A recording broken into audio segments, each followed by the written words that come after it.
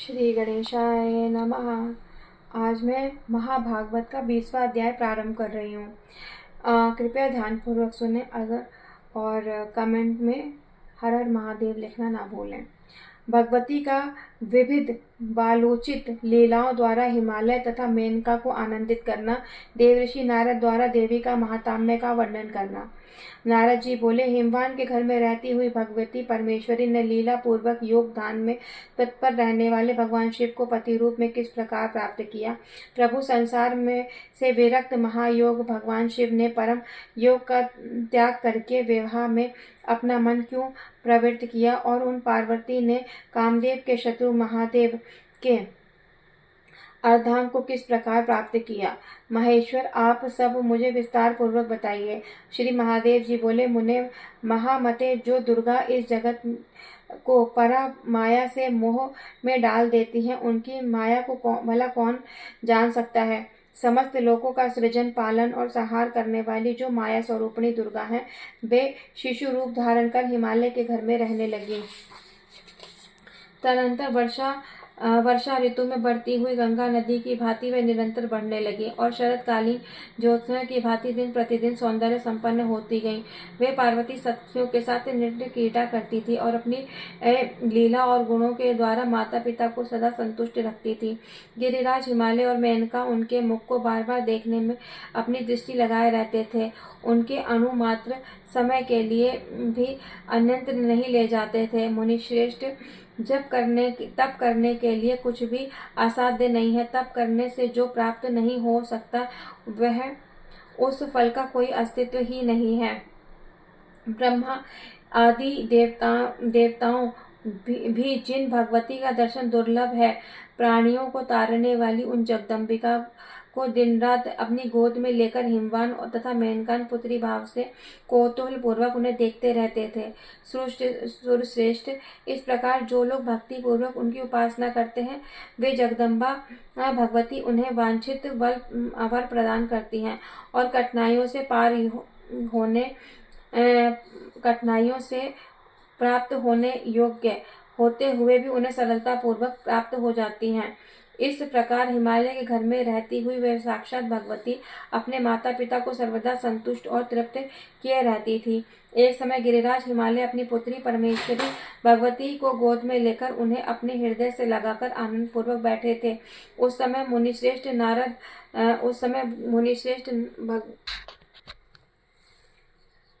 समय उन्होंने शरद रात्रि चंद्र ज्योत्सना के समान निर्मल कांति गौरी को हिमालय के सानिध्य में बैठी हुई देखा। इसके बाद प्रखर बुद्धि वाले गिरिराज हिमालय ने अपने घर आए उन देवऋषि नारद को देखकर उनकी विधिवत पूजा करके दोनों हाथ जोड़कर उन्हें प्रणाम किया। तत्पश्चात आसन पर विराजमान होकर नारद मुनि पर्वतराज हिमालय को हर्षित करते हुए उनसे कहा, गिरिराज, मैंने पहले आपसे जो कहा था, जो साक्षात आदि स्वरूपिणी प्रकृति अपनी पुत्री के रूप में उत्पन्न होंगी, आपकी पुत्री के रूप में उत्पन्न होंगी, अब तो आप उन्हें जान गए होंगे। उसी कारण से कल्याणमयी भगवती प्रकृति ने आपकी पुत्री रूप में स्वयं जन्म लिया है। ये प्रेम वश शंभु के अर्धांग को ग्रहण करके उनकी भार्या के रूप में प्रतिष्ठित होंगी। वे शंभु भी इन्हें छोड़कर किसी दूसरी स्त्री के साथ विवाह नहीं करेंगे। गिरिश्रेष्ठ, भगवान शिव इन्हीं के द्वारा अर्धनारीश्वर कहे जाएंगे। अतः आपको यह कन्या महेश्वर को अर्पण कर देनी चाहिए, क्योंकि देवी स्वरूपिणी आपकी यह कन्या उन्हीं शंभु की पूर्व पत्नी है, जो इससे पहले दक्ष प्रजापति के घर में जन्मी थी। महामते, इन दोनों में परस्पर प्रेम, जैसा प्रेम होगा वैसा प्रेम किन्हीं में भी ना हुआ हो, ना तो है और ना तो होगा। भगवान शिव इन्हीं की शक्ति से देवताओं के अनेक कार्य संपन्न करेंगे। इन भगवती का पुत्र भी महान बलशाली पराक्रमी होगा, जिसके समान बलवान योद्धा ना तो हुआ है ना होगा। अतः आप किसी अन्य को यह कन्या देने के लिए मन मत बनाइए। नारद मुनि का यह वचन सुनकर गिरिराज हिमालय ने उनसे कहा, सुना जाता है कि देवताओं के लिए भी अगोचर वे महेश्वर अनासक्त तथा महान योगी हैं और उन्होंने कठोर तपस्या भी की है। निर्विकार ब्रह्म में सर्वदा अपना चित्त लगाए रखने वाले वे निश्चल शिव अपने अंतःकरण में केवल परम ब्रह्म को देखते रहते हैं, बाहर की ओर अपनी दृष्टि भी नहीं डालते। उन महेश्वर को ऐसे स्थिर चित्त विचलित करने में भला कौन समर्थ हो सकता है? फिर मेरी इस कन्या को पत्नी रूप में कैसे स्वीकार करेंगे? नारद जी बोले, पर्वत श्रेष्ठ, आप उन विषयों की कुछ भी चिंता न कीजिए। जिस तरह उनका ध्यान भंग होना होगा वो सुनिए।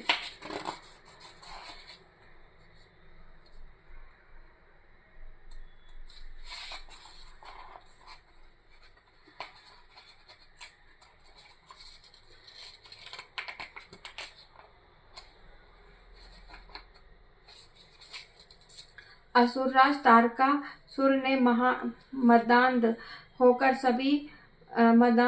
सभी देवताओं को बंधु बांधवों सहित जीतकर इंद्र का राज्य छीन लिया है।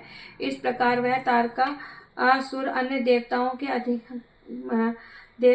के भी अधिकार बलपूर्वक छीनकर ब्रह्मा द्वारा दिए गए वर के अनुसार तीनों लोकों में एकमात्र अधिपति बन बैठा है। ब्रह्मा जी ने भगवान शिव के अमित तेजस्वी ओरस पुत्र के द्वारा उस दुरात्मा की मृत्यु होना निश्चित किया है। इसलिए ब्रह्मा जी के आदेशानुसार इंद्र आदि सभी देवता अत्यंत सावधानी पूर्वक महादेव को विमोहित करने के लिए प्रयत्नशील होंगे। पर्वत श्रेष्ठ, यह सब कार्य केवल निमित्त भर और अलौकिक में ही होगा। वास्तविकता तो यह है कि आपकी यह पुत्री ही महादेव को सम्मोहित करेगी।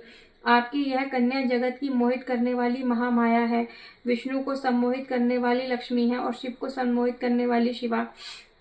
महान योगी वे महाकालेश्वर स्थिर चित्त से समाहित होकर समाधि में स्थित होकर अपनी अंतर्यामिनी प्रिया महाकाली का दर्शन करते हैं और इन्हीं के लिए वे आत्म स्वरूप में मन को स्थिर करके निरंतर तपस्या कर रहे हैं। इन्हें पुनः पत्नी रूप में प्राप्त करके वे योग मुक्त हो जाएंगे।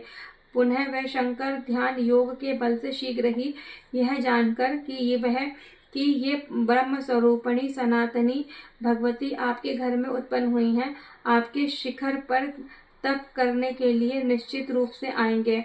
श्री महादेव जी बोले, गिरिराज हिमालय से ऐसा कहकर वह नारद मुनि तत्काल आकाश मार्ग से होते हुए मध्यकालीन सूर्य के समान प्रभाव वाले अपने स्थान के लिए प्रस्थित हो गए। इस प्रकार श्री महाभागवत पुराण के अंतर्गत महादेव नारद संवाद में 20वां अध्याय पूर्ण हुआ। हर हर महादेव।